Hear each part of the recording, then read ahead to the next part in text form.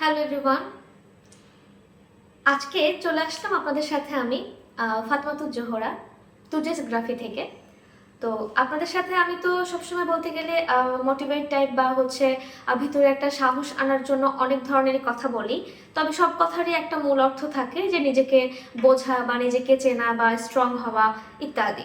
তো আজ সেরকমই একটা কিছু নিয়ে কথা বলবো, খুবই বাস্তবিক বিষয়। এটাও হয়তো অনেকের সাথে মিলে যাবে বা আমাদের সবার সাথে মিলে যায়।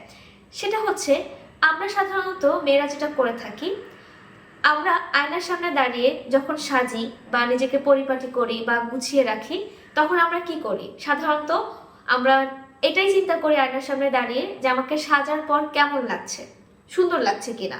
এটা খুবই স্বাভাবিক একটা ব্যাপার। কিন্তু আমরা কি একবারও প্রশ্ন করি আয়নার সামনে দাঁড়িয়ে নিজেকে যে আমি আমাকে কতটা বুঝি? এটা কি একবারও করি? পার্সোনালি কিন্তু আমারও এটা করার সময় হয় না। তো এই জিনিসটা আসলে আপনাদের সাথে আমি কথা বলছি যে আমাদের কিন্তু এটা করা উচিত।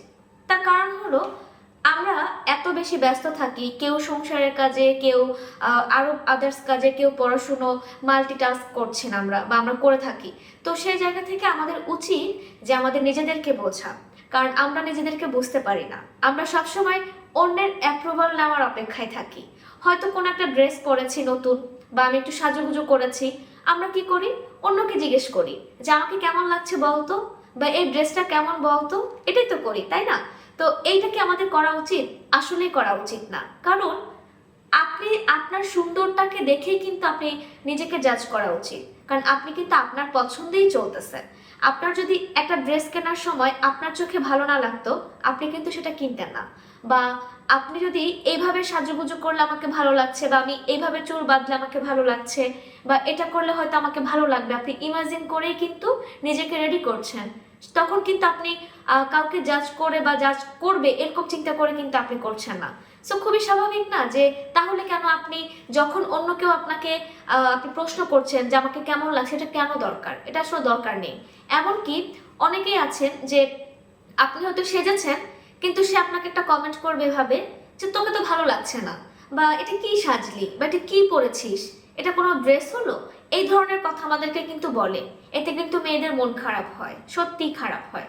বাট এটা করা যাবে না, কারণ বুঝতে হবে যে আপনার পছন্দেই আপনি চলেছেন, আপনার পছন্দের ড্রেসটাই কিন্তু আপনি পরেছেন। আপনার সেটা ভালো না লাগলে জোর করে কেউ আপনাকে পরাতে পারতো না।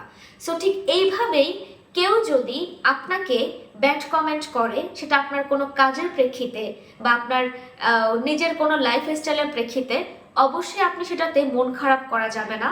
সেটাতে আপনার হচ্ছে খুব হতাশ হওয়া যাবে না।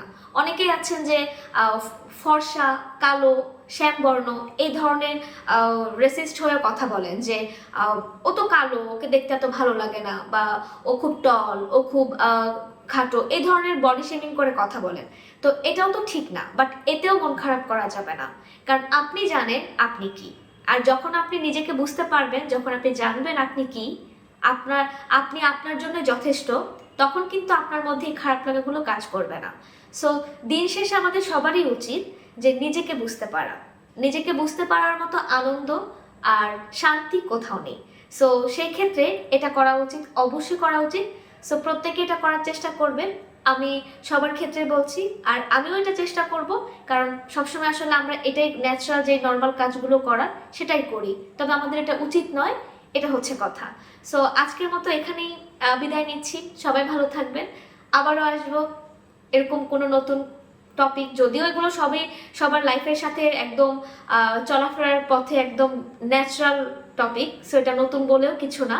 তারপরেও হয়তো আমার ক্ষেত্রে আমার জন্য এটা নতুন, কারণ এই জার্নিটাই আমার জন্য পুরোটা নতুন।